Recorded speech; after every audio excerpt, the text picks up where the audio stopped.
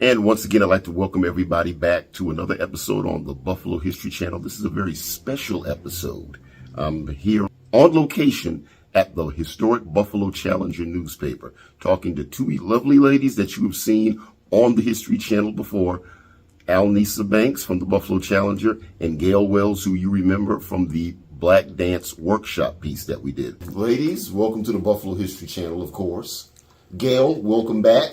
Thank you. And Nisa, you were on twice. We had your interview from 1999 on in some of the original videos I put up there, right, as well as a surprise of an old video from the Afro Central show when Ron Woodford interviewed you about Challenger in 1979. Wow. I'd like to see that. Yep, we've got it on there. Yeah. So, but we're here to talk about B.A.D magazine, which plays into everything. So let's start from the very beginning. How did B.A.D magazine begin? Well, the way I remember it. We have two different memories. Right. We might have two different memories. You know, I was born and raised in Harlem. And I don't know if the actual magazine came, but this layout here, there was Mama, I Want to Sing, remember? Right. And I came back with a magazine that she had. Right. And I shared it with Michael and Nisa. And I said, look at this.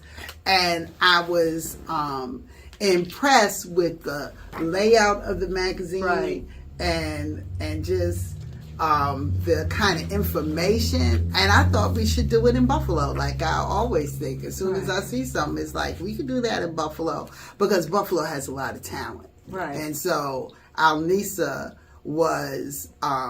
for me, she was writing poetry, and she was a prolific writer, a lot of insight. So I just said, well, we got Nisa. Okay. Well, we have basically the same story. Okay. We were talking to the same person about a magazine. Right. And I wanted to do a magazine. It was prior to me coming to the Challenger. Right. A year later, I came to the Challenger. So I was always talking about a magazine. And so Michael actually was our financial backer.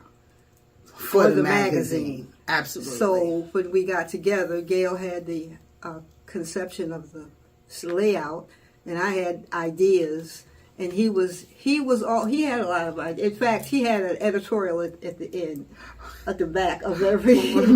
But see, we were the cultural end, and he was the Buffalo After Dark end. Michael wanted to do what was that black magazine that had the pin up in the middle? Oh, Jet. He wanted to do like Jet.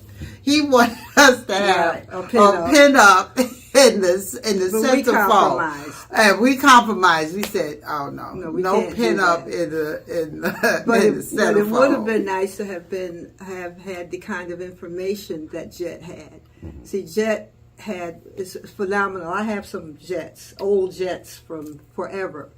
And that's really a lot of history, but they attracted their readers with the pinup.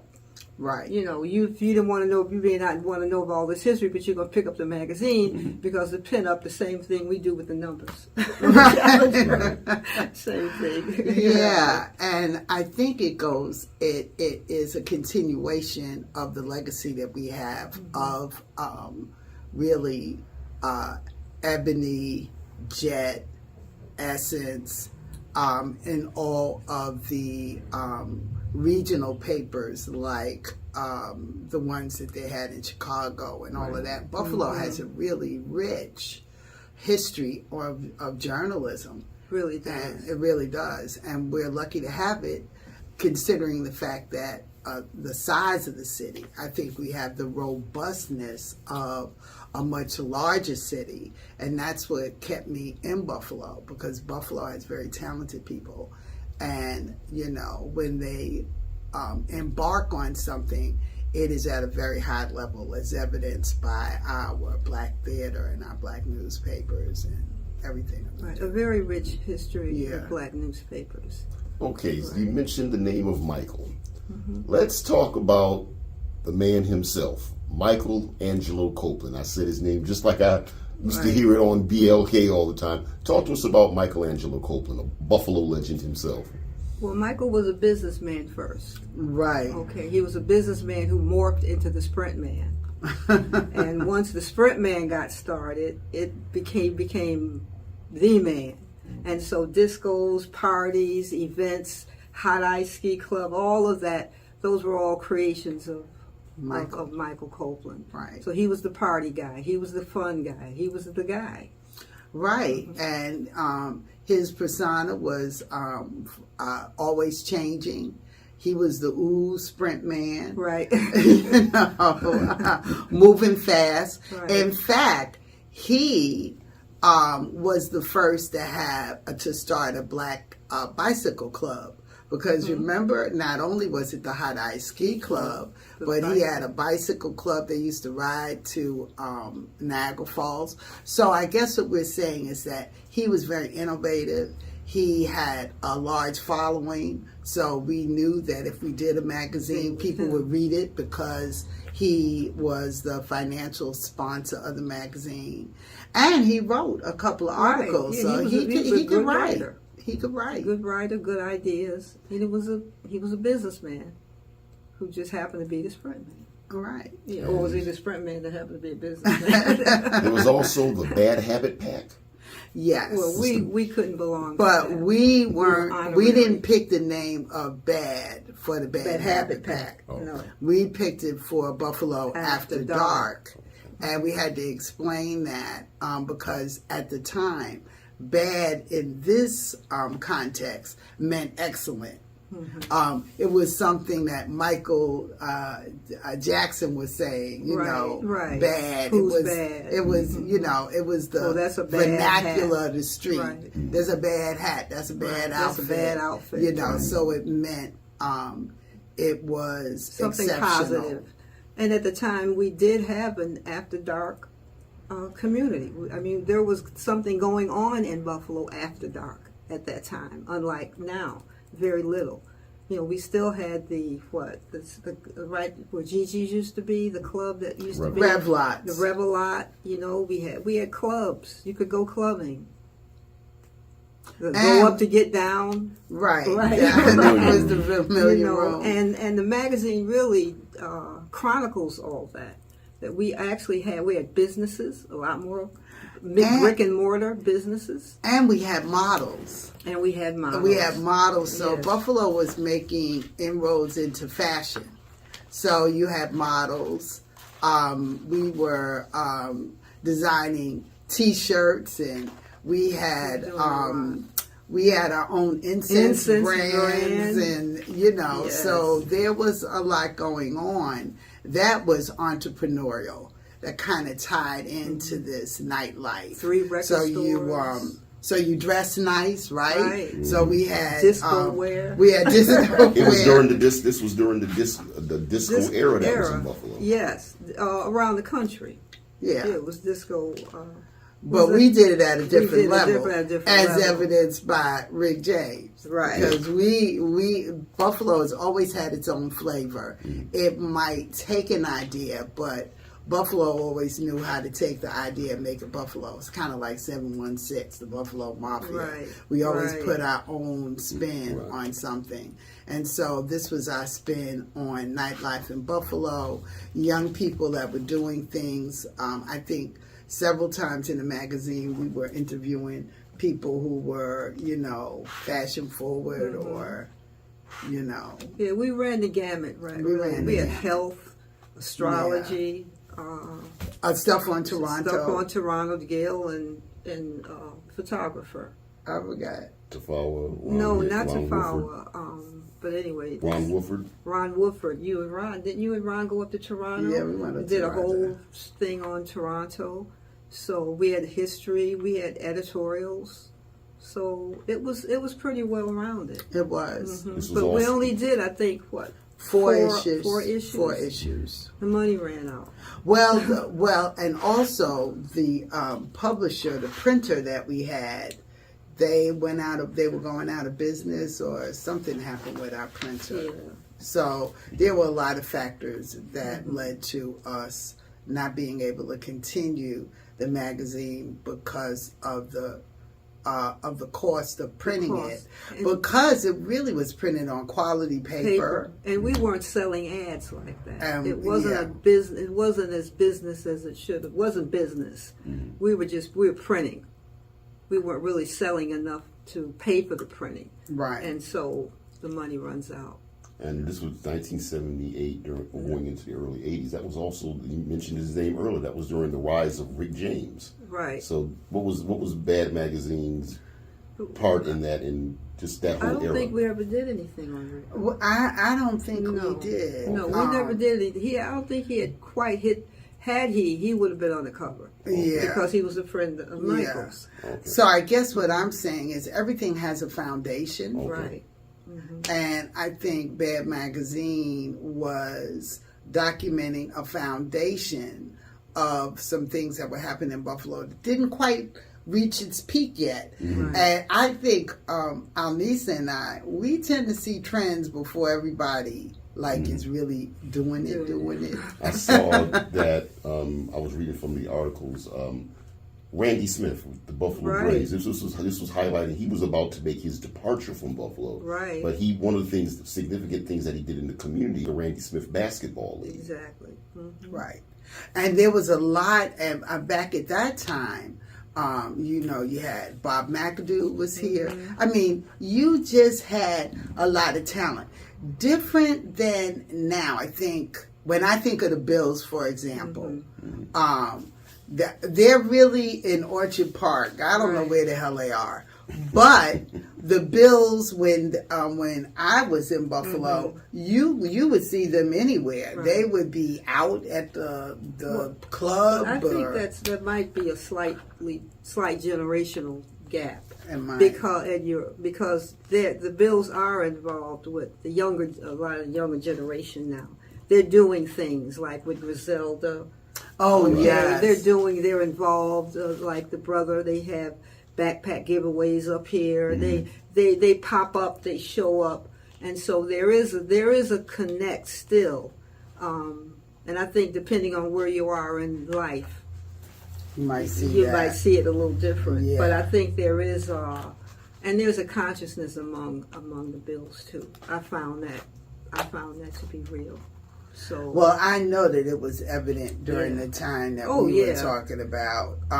And I remember there was several clubs that opened up on Bailey. The Cotton Club? Yeah, the Cotton Club. People were investing, the Bills and different people were actually investing in our communities. I remember Pharaohs in Niagara Falls. Mm-hmm. Yeah, so. Do you remember the Freedom Train Club? Oh, up there, Maine and Utica. Okay. I tried to run a club out of the Lebanese Street. Oh, did you?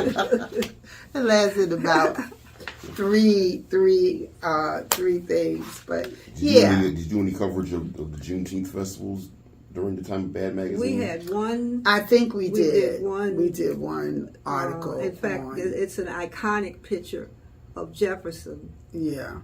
And there's a picture of you and Randy Smith standing in the middle of Jefferson during Juneteenth. And you could see the crowd during Juneteenth. A huge crowd. We had two ladies, Celeste Lawson and Ann Harris, promoted a concert during the 1978 Juneteenth. Mm-hmm. We actually covered that on the Buffalo History Channel. Okay. Yeah, well, we want you to know that when we talked about nightlife and things, I'm still in contact with Ann. Mm-hmm. So they had, she's a beautiful, beautiful voice. She's in Atlanta, and she still sings. Right, and Celeste is still producing. And Celeste She just produced the play. Yeah, and Celeste has always been active in the artistic community. Yeah, we have deep roots. Right. And speaking of Randy, they're trying to do a tribute to him, a monument. They want to do a statue in his honor. There's a movement to do that. I think that's great. The reason I gave the eye roll a little bit is I remember when Randy really wanted a job at Buff State, and he wanted to be involved in our athletic program. And I remember that the leadership of that program didn't support that, just like they didn't support Shirley Chisholm being given a job in the political science department. So sometimes, I think it's good that he is being recognized. Right. But Randy really was someone who loved Buffalo. And I think that, at the time that he wanted to give back, some people weren't ready. Right. And they should have supported him. It was a different time. I mean, they had just desegregated the schools. Right. Judge Curtin just desegregated the schools. Right. Yeah. You All know, of that it was had around to play that to it. time. So the struggle was real.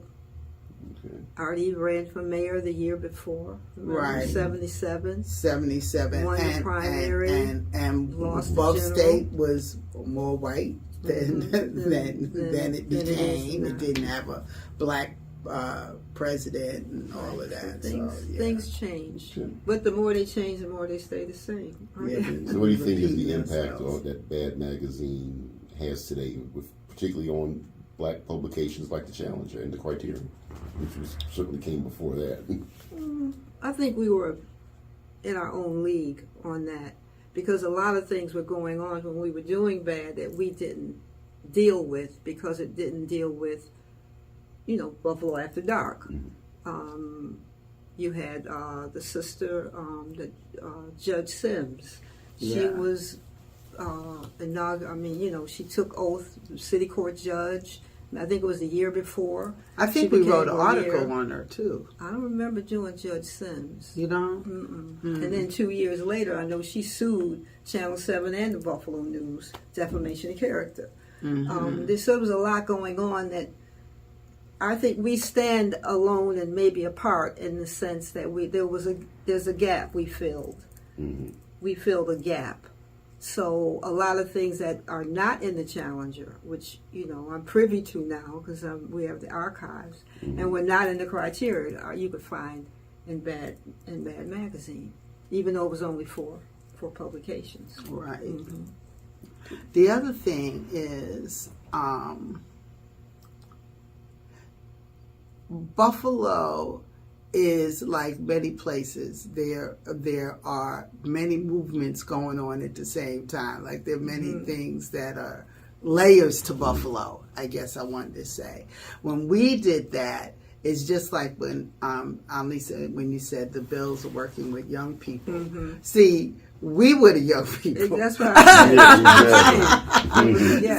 We knew. So we were telling about a Buffalo that might not have been talked about in other circles. So I think that that's Right. one of the main reasons why we existed. We were really speaking for the young voice of Buffalo at that time, and we were involved in it. I know several people after we stopped doing the magazine, there were several people who came to me, they may have come to you, they wanted to do a magazine. And there have been magazines. And there's been magazines. So I think that's one of the contributions that we've made. We were the first magazine, I believe. I'm were not we sure. the first? I'm not sure. We may have been. I'm not sure if we were the first. We first entered black entertainment Right. oriented magazine. One of the things about the black entertainment scene is, when we talked about it earlier, that Buffalo's always been a mecca for entertainment. It's amazing. Yes. More so than it is today, because back in the day, a lot of the artists that are like legends today, they would come through Buffalo That's often. right. All the time. All the time. All the time. In fact, what they used to say is they would do their first show in Buffalo. Because I used to hear that Buffalo was such a hard audience that they tested out their show before going national. Right. They would check it out in Buffalo. Because Buffalo, if they gave you the thumb up, you knew you had a good show. We just looked at you like this. Right. And it was like, I've been we have to go audiences. back. Right. It was kind of like the reputation the Apollo had with, like if you could get the Apollo audience to say, yeah, and stand up, you knew you had it. So Buffalo was the same way. So Buffalo did have a lot of major acts come to Buffalo, like James Brown and everybody. Everybody's been And Buffalo. they used to have on Utica Street a club that the acts that were kind of in the middle used to go to. I think it was let me. I don't remember. I'm a Soul Man. I don't know who sang that. Sam and Dave. Yeah, Sam and Dave was right on. I know they were on Made in Utica because we were on Made in Utica. Okay. Sam and Dave was right across the street doing something. So there were a lot The of acts. Delwood used to be on Main and Utica, but Well, I don't know that- if Delwood was the place. There might have been And because it was a dance hall. Yes, I think it And was they the may have been up there Delwood. doing, Yeah, so they were at the very beginning of their career, and if you look at Wuffo, you can see that a lot of of their history started with very popular right. acts, but at the time, they weren't blown up. But you look at it from the Little Harlem days and even before up to now. Buffalo was always that Mecca. Yeah. There's a picture, I think, in the Colored Musicians Club in the museum. Yeah, with and that picture Miles of Davis. Miles Davis in the background. I mean, all of the Young greats, Miles Davis peeking around the corner. Yeah, the greats not came the here. Miles Davis that. And then we people- had this phenomenal train station. Yeah. Okay, with some of the images are up there, with the Dan Montgomerys. I mean, it's just a legacy. And even before that, in terms of print, we had phenomenal history with Mr. Smitherman, the brother who had the black newspaper. It came before the Criterion, I think. And he was a survivor of the Tulsa Massacre and started the magazine here. I mean, phenomenal newspaper here because Brother wrote for it. The poet, we just did a series. He just did a series in the Challenger. Ishmael Reed wrote for his newspaper. Okay, was it Empire Star? The Empire Star, right, Mr. Smitherman. So it just goes on, all the way back to Doug's Dive. Right. It just goes on and on. Rich legacy. So Very we're hanging rich. on now. So we hanging on. Okay. And legacies are still being created quietly. Yeah, And I think we're in they a are. period now where I feel very hopeful. Yeah. Because I think I'm witnessing a renaissance in Buffalo after a Yeah, little there's a lot of period talented young people doing some phenomenal things. And they'll be revealed even sooner how phenomenal they are. Absolutely. Mm-hmm. There you go. Okay. Great way to end it. Yeah, great way to end it. That's right. There always is someone coming after. Always someone Don't coming do it. after.